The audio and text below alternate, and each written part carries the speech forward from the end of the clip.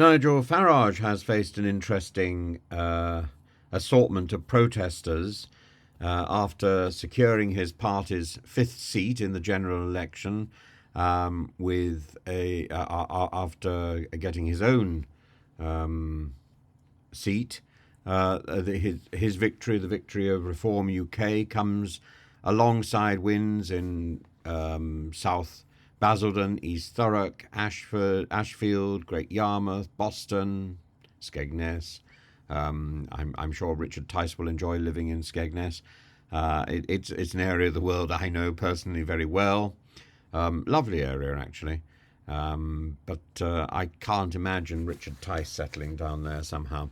These constituencies will now be represented by people like Lee Anderson, the former deputy Tory party chair, and GB News, or was it Talk TV? I can't remember. Whichever one it was, he was rather wooden, and maybe he can put his wooden personality to greater effect in representing his constituents in the as a Reform UK MP, and Farage.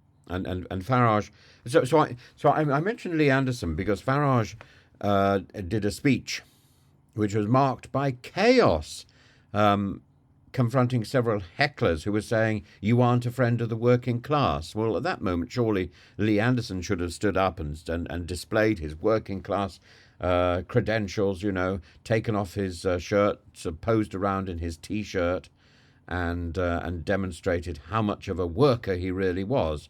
But instead, Farage just seemed to go quiet and let the noise level get greater and greater. One protester, Farage said he was drunk, accused him of being racist. Farage is not a racist. Let me say this very clearly. Farage is not a racist. Farage indulges racism. Farage encourages others to be racist. He's not a racist himself. Or rather, he doesn't encourage other people to be racist. He simply allows them to do their own thing, and he dismisses it as just a joke, or whatever. He is dismissive, taunting protesters, as he did, highlighting the experience of resisting these protesters as preparation for the House of Commons. He faced further interruptions with chants of "You're a racist" and claims that he didn't represent the working class. And despite these disruptions, he emphasised his objectives to win millions of votes and establish a bridgehead in Parliament to rival the Conservative Party, positioning Reform UK as a significant opposition force.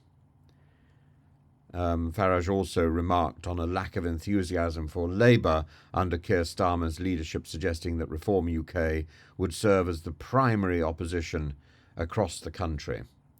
I think Farage has illusions of grandeur, but not for the first time.